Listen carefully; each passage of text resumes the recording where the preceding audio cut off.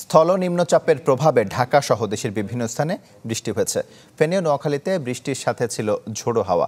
গেল ২৪ ঘন্টায় কক্সবাজারে ২২৫ মিলিমিটার বৃষ্টিপাত হয়েছে।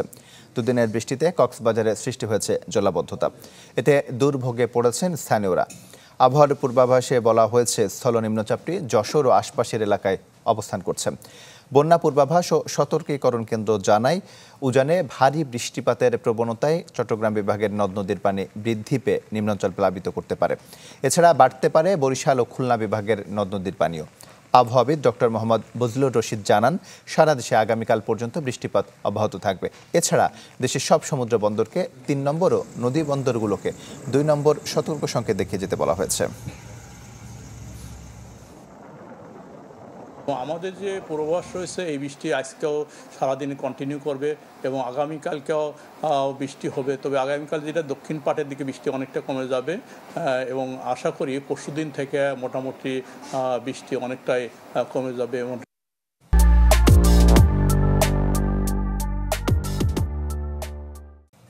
এ বিষয়ে আরও খবর জানাতে যশোর থেকে আমাদের সঙ্গে সরাসরি যুক্ত হচ্ছেন তহিদুর রহমান।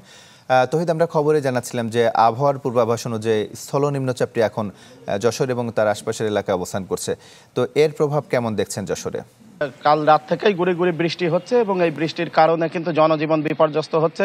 যদিও খুব ভারী বৃষ্টি গত রাত থেকে এখন পর্যন্ত পাওয়া যায়নি, আবার গুড়ি গুড়ি বৃষ্টি হলেও সেটা বিরামহীন।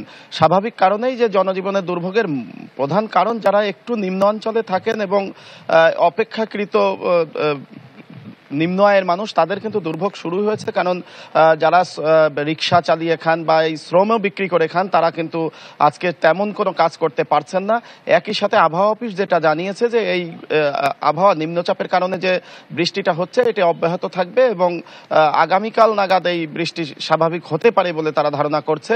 আর এই বৃষ্টির কারণে যে সমস্যাটি হচ্ছে, যে কৃষি বিভাগ বলছে আপাতত কোনো সমস্যা না হলেও যদি ভারী বৃষ্টি হয়ে থাকে, তাহলে আপনি জানেন যে যশোর অঞ্চল সবজি চাষের জন্য বিখ্যাত এবং সেই অনেকেই গত কিছুদিন আগের ভারী বৃষ্টিতে এই অঞ্চলের যারা আগাম সবজি চাষ করেছিল, শীতকালীন সবজি, তারা যথেষ্ট ক্ষতিগ্রস্ত হয়েছে। তারা আবার নতুন উদ্যমে বীজতলা সহ চারা রোপণের কাজ শুরু করেছিল, সেইটা কিন্তু আবার ক্ষতিগ্রস্ত হবে যদি বৃষ্টি অব্যাহত থাকে আরো 2-1 দিন এবং বৃষ্টির মাত্রা যদি বেড়ে যায়, তাহলে এখানে কৃষিকাজ সব থেকে বেশি ক্ষতিগ্রস্ত হবে। এবং আজকে যেহেতু ছুটির দিন হওয়ায় অফিস আদালত বন্ধ থাকায় সাধারণ মানুষের অন্যান্য অসুবিধা না হলেও শ্রমজীবীদের উপরে মূলত প্রভাব পড়ছে এবং এই বৃষ্টি এর কারণে আকস্মিকভাবে কাল সন্ধ্যার পর থেকে বৃষ্টিটা শুরু হয়।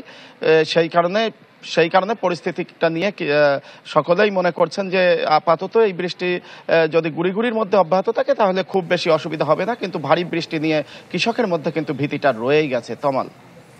তহিদ, আপনাকে ধন্যবাদ।